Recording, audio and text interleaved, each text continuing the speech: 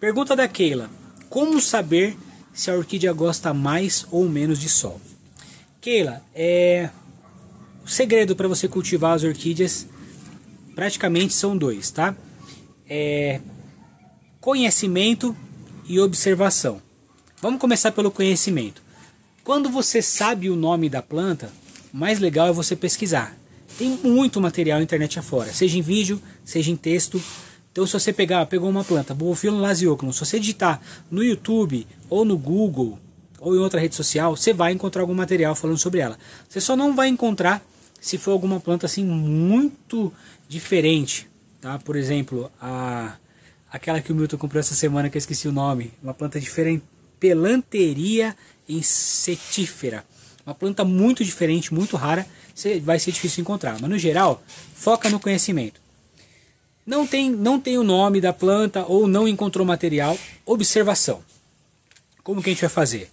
Seguinte, primeiramente a gente vai observar o substrato. Qual é o substrato que ela está plantada? Se for uma planta de substrato que retém umidade, provavelmente ela não vai bem no sol. Porque o sol vai deixar o substrato mais seco. Então as plantas que vão bem no sol são as que têm um substrato mais seco. Pegou a ligação, gente? Vê se ficou claro. Se a planta originalmente veio plantada num substrato que retém umidade, provavelmente ela vai para um local mais sombreado. Tem alguns exemplos para dar para vocês.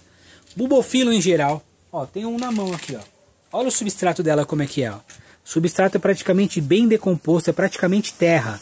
Então essa planta não vai bem. Se ela ficar no sol, o substrato vai secar rapidamente.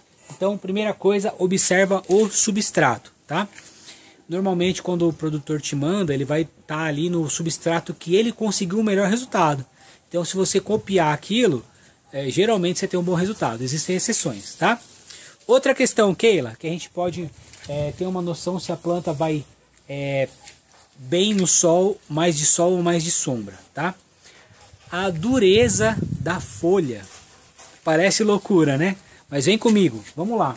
Ó, gente, isso aqui é uma Vandácea, né? Uma planta da família da Vanda, uma mocara. As folhas são bem duras, bem rígidas, tá? Essa rigidez, essa dureza da folha indica que ela suporta mais luz, tá? Ela é resistente, ela é mais rústica, mais robusta, tá vendo? Mais luz. Quando a folhagem é mais sensível, tem um outro exemplo aqui para vocês. Olha isso aqui, que folhagem sensível, gente. Essa é a Phaeus Tankerville. Folhagem fina, folhagem sensível. Se tomar sol vai queimar com muita facilidade. Olha que fininha, gente. A folha chega a dobrar, ó. Não vai bem no sol, tá? E, ó, coincidentemente ou não, porque toda regra tem exceção, então vai haver exceções nessa regra que eu estou passando. Não é uma regra escrita em pedra. É mais para você ter um referencial caso você está com uma planta onde você não conseguiu informação e precisa fazer alguma coisa. Preciso replantar, preciso colocar no ambiente, tá? Ó, para poder corroborar, vamos falar difícil agora, hein?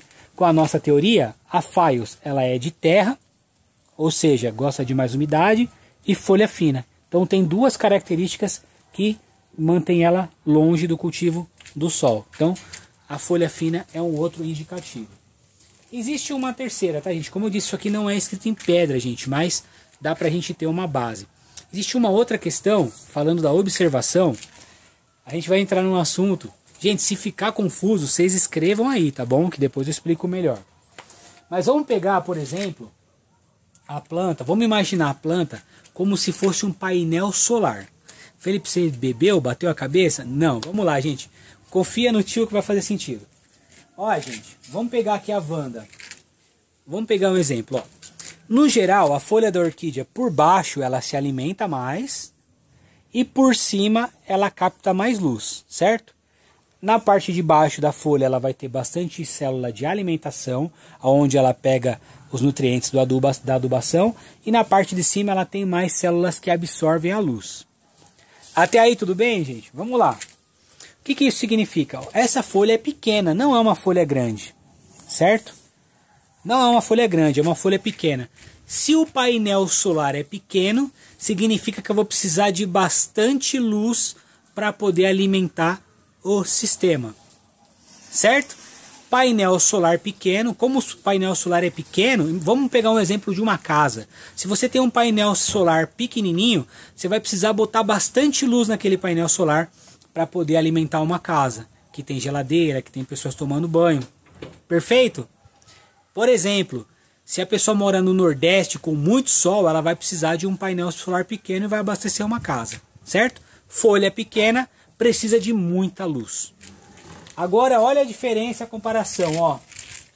Folhas amplas e grandes, tá vendo? Ó, painéis solares muito grandes. Olha a diferença de folhagem, ó. Folha pequena, folha grande. Painel solar pequeno, grandes painéis solares. Então, se a planta está equipada com grandes painéis solares, significa que ela vai conseguir absorver bastante luz mesmo em local sombreado. Gente, eu juro que isso faz sentido na minha cabeça, tá? Então é isso. Então, se ela tem bastante folha, você pode... A folha ampla é uma planta que vai conseguir absorver a luz necessária para abastecer aquela casa, no nosso exemplo, mesmo num dia nublado, tá? Então, gente, folhas muito grandes significa que a planta vai suportar bem em locais mais sombreados. Gente, ficou confuso? Escreve a opinião de vocês aí.